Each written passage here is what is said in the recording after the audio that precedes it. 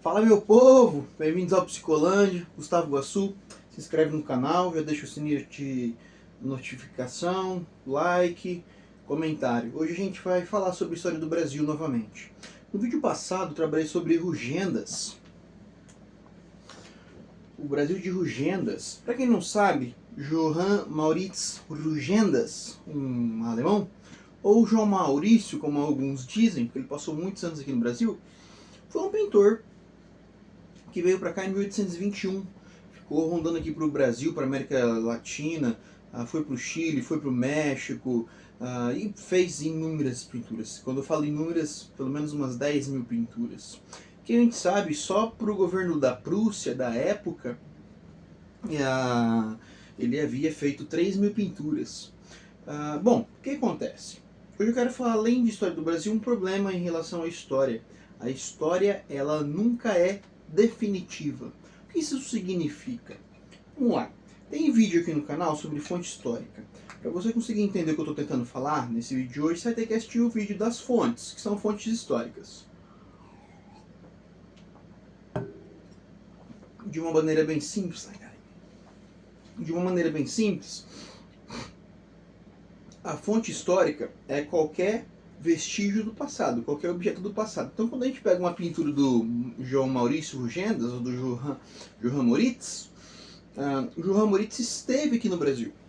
Ele esteve no Brasil e fez uma pintura em relação a uma caracterização do passado que ele percebeu, que ele teve a ótica, que ele viu. Isso então seria uma fonte histórica, já que isso, a partir dessa pintura, eu posso compreender um pouco mais sobre características culturais do Brasil. Por exemplo, essa pintura, que é o jogo da capoeira, a gente consegue então analisar um pouco da característica dos escravizados africanos aqui no Brasil, ou dos escravizados afro-brasileiros, já que nós tivemos muitas gerações de escravizados que nasceram aqui. O ponto-chave é o seguinte: o Johann, quando ele tem essa pintura, ou essa daqui, vou mostrando algumas para vocês. Quando nós temos essas pinturas em mãos, nós temos um olhar sobre o passado. Vamos imaginar que esse livrinho aqui é um livro escrito por um cara que viveu na época do João Maurício Rugendas. E ele está caracterizando o Brasil nesse mesmo contexto, a mesma coisa. Então aqui a gente tem um moedor de açúcar, e aqui a gente vai ter um livro falando sobre como vou dizer, os engenhos. Quem estaria certo? O Johann, que viu, ou o rapaz que escreveu, né? Provavelmente um sobrevivente da época. O ponto-chave é o seguinte: a fonte histórica, enquanto um documento do passado, isso é um documento, porque eu consigo determinar uma possibilidade de determinar como o passado ocorreu a partir desse objeto, a fonte então ela é bem limitada. Porque, por exemplo, o Johann, ele tem aqui, ó, Blanchisseuse do Rio de Janeiro. Então, as lavadeiras do Rio. Então, você percebe que as mulheres estão fazendo uma lavagem de roupas aqui. Eu acho que estão fazendo algum tipo de comida, ou fervendo água para lavar a roupa, sei lá. Será que era assim em todo local? Aqui ele está pinando no Rio de Janeiro, então ele já deixou bem claro. Será que era assim na Bahia? Será que era assim, sei lá, no Mato Grosso? Será que era assim no Rio Grande do Sul? Será que era assim em Porto Alegre? Será que era assim em Pernambuco? Você vai perceber que a fonte ela só pode falar de um local, que é o local onde ela se limita, porque nenhuma fonte dá conta de todo um passado. Por exemplo, essa pintura não tem como eu definir o Brasil inteiro, do tamanho continental que o Brasil é, a partir dessa imagem apenas. Então, quando eu vejo uma pintura dessa, eu tenho que me limitar. Então, essa pintura retrata o que, onde, porquê, como foi retratada. Então, uma Lelô. Então, a gente tem... dá pra você ver um cara aqui de chapéu com uma mão branca. Provavelmente eles estão falando dos mamelucos, ou dos mamelô em relação ao carnaval. A mão branca de pó passava na cara. e você ficava manchado, era uma característica do carnaval da época. A Marcha dos Mineiros. Então será que era assim exatamente que foi retratado, ou será que era do tipo do livro? Então o historiador, ele não tem como usar apenas um objeto. Eu tenho que fazer uma comparação, tenho que fazer uma crítica. Ah, o Johan pintou, mas ele viveu. Aqui você tem a aldeia dos Tapuios, padre José de Anchieta sendo retratado. Mas o Johan Moritz Rugendas viveu nessa época, porque o padre José de Anchieta é de 1500, 1600. O João Maurício ele é de 1800. Como o cara me retrata uma cena de 200 anos atrás. Então a fonte ela é limitada no tempo e no espaço. E ela não pode dizer nada além daquilo que eu, como historiador, vou fazer. A fonte não diz por si só. Muitas pessoas falam assim, vão lá e vão ler as fontes primárias. As fontes elas não dizem nada. O que diz é o historiador que vai começar a fazer perguntas à fonte. Por exemplo, o que está sendo retratado? Porque o que foi retratado foi retratado da forma com que foi. Como isso foi, como aconteceu naquele momento? Há fontes que se contradizem, enfim, o historiador ele é responsável por pegar uma análise, a fonte e fazer uma análise crítica. Então, essa pintura, ela é real mesmo? Como eu posso comprovar isso levando em consideração outros tipos de fontes? Vamos lembrar que no texto do Rugendas, que eu nem sei onde ele está, a revistinha, nessa revista aqui, conta que só no Brasil, em 1839, não, 1930, perdão, gente, foi 1830 ou 1930, agora eu não lembro. Chegaram para o governo brasileiro e ofereceram para comprar 400 pinturas originais do Rugendas. 400 pinturas originais. É um valor inestimável, gente. Só que o Brasil não tinha grana na época, então ele acabou não comprando. E essas 400 pinturas foram vendidas entre donos particulares do Uruguai, da Argentina, do Chile, do México. Muitas pinturas do Rugendas que estão no Museu de Munique, na Rússia.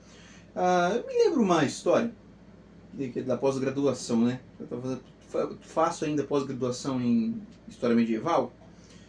E o meu professor foi fazer um doutorado sobre a Idade Média lá em Portugal.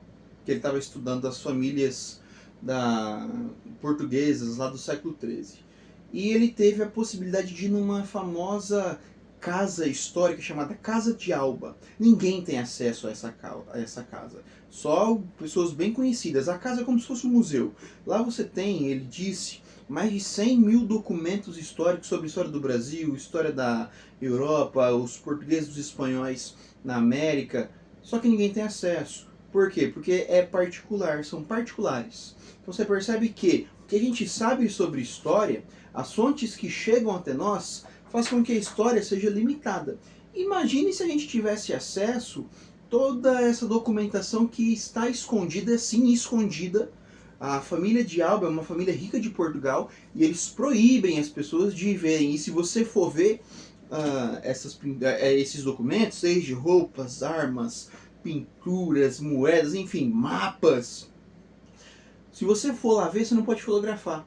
Então imagine o tanto de informação que existe desde a Casa de Alba até tantas outras famílias que são colecionadoras particulares, o tanto de informação que há sobre o mundo que nós não sabemos. Então a fonte histórica, quando muitas pessoas falam assim, vou te contar a verdadeira história que nunca te contaram, já tem um vídeo meu falando sobre isso, isso é uma falsidade, né?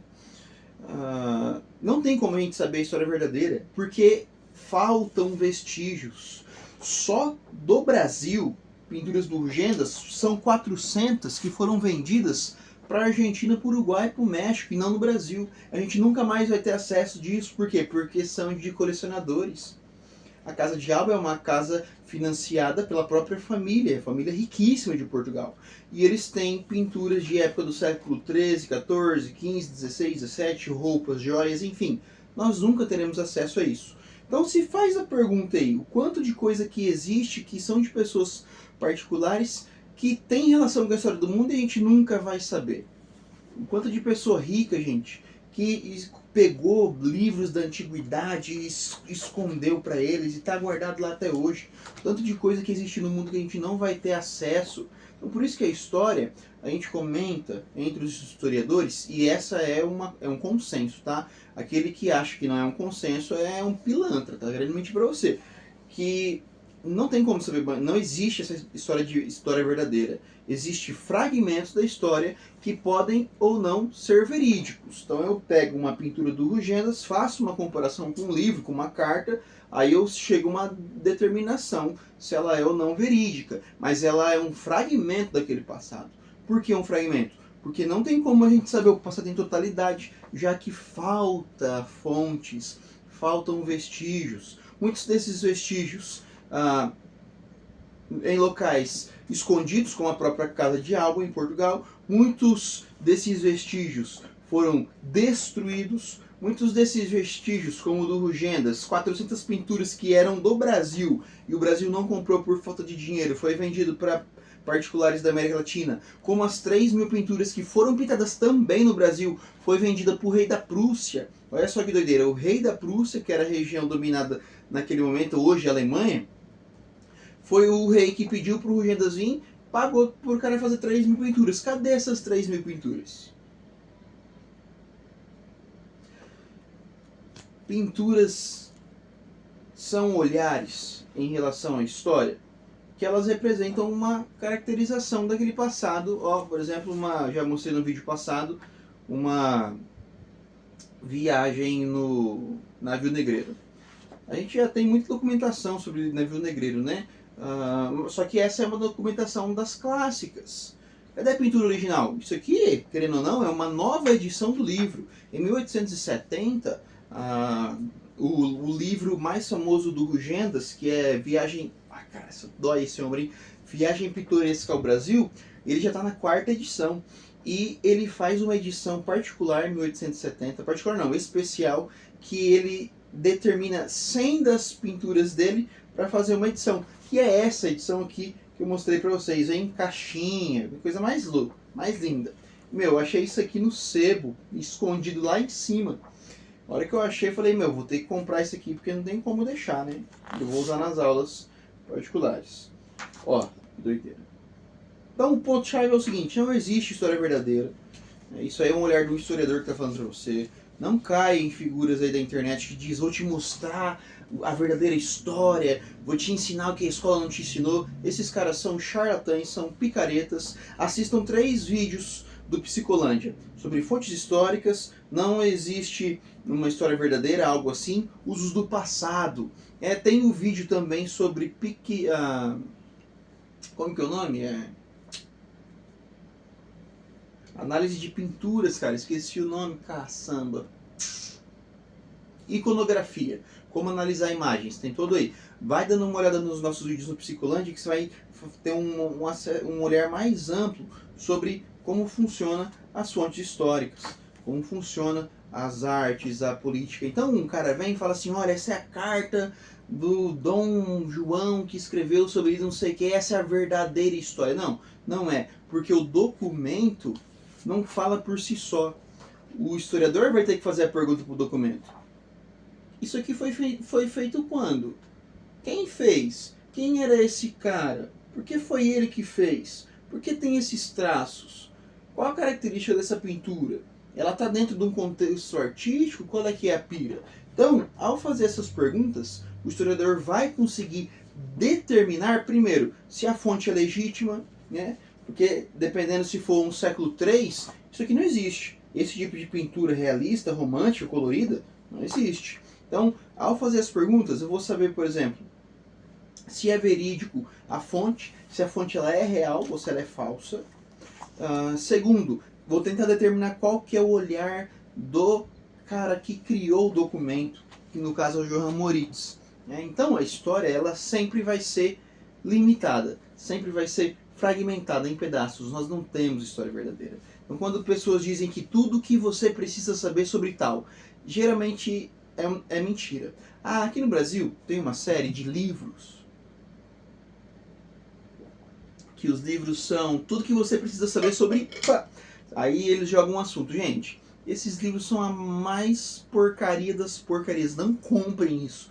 Tudo que você precisa saber sobre uma coisa, não compre isso, porque nós não vamos saber de tudo. Não tem como eu definir um assunto em totalidade sem ter brechas ou sem ter lacunas. Isso não existe para a história, porque sempre vai ter algo que foi perdido, sempre vai ter algo que foi destruído, sempre vai ter algo que está guardado num cofre a 7 chaves que nós não temos acesso, entendeu?